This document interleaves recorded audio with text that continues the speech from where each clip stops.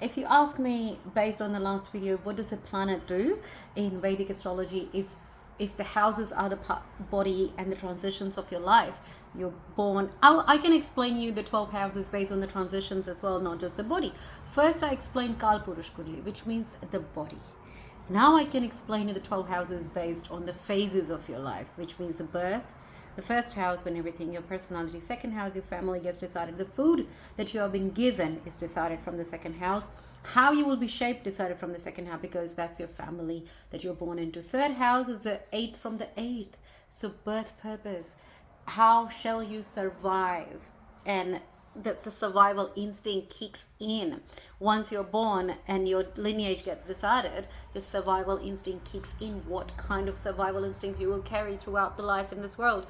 Third house also means your siblings and your neighbors, yes, but that's a very, very, very general and very basic point of view. When it comes to third house, it means a lot more. It's eighth from the eighth, which means is the purpose of your birth, the entry point of this universe. Why are you here exactly? If you want to find the birth purpose, yes, you can find from the ninth house, but it's a higher purpose. Third house is the basic survival birth. Okay, then comes, that's why third house, wherever the owner of the third house goes, it's given to Mercury initially, because you need the quick thinking to survive. All right, you need the Mercurian reptilian brain to survive. You need that fast thinking to actually have that kind of instinct that, okay, this is mine, this is mine, I want this, I want to grab this is what I will need for survival, and this is what I need to be around, surrounded with. And people with damaged third house or damaged Mercury can often have a lot of issues with deformities at birth, or also very neurological issues. ADHD is a small thing. I'm talking about bigger, where they're vegetables, their vegetative state. A damaged third house can decide that in a human chart. Fourth house is the love, the motherly love, the nurturing. How much nurturing are you going to get, and what are the foundation? It's a very emotional house. It can weigh you down as well.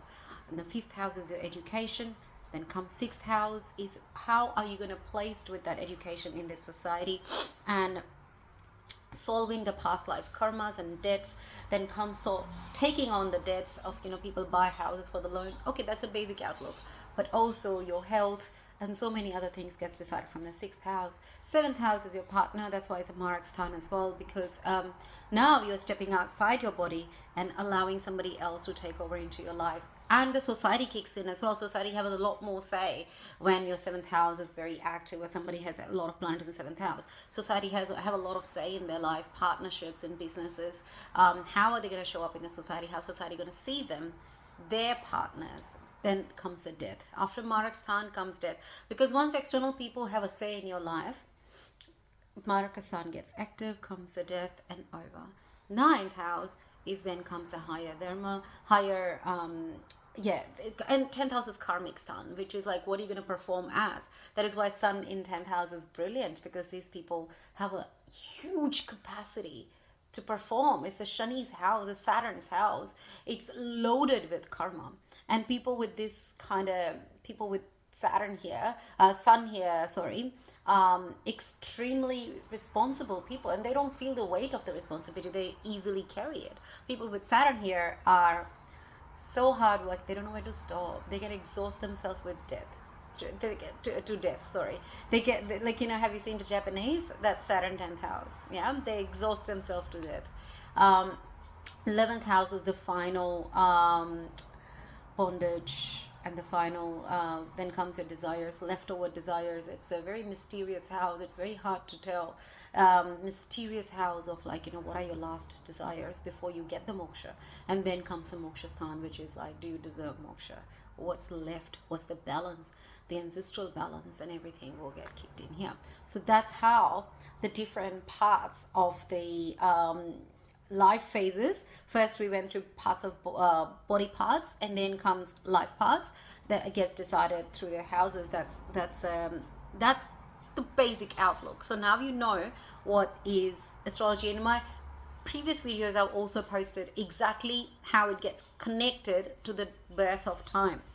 So if you think that these things are outside you, they're inside you as well.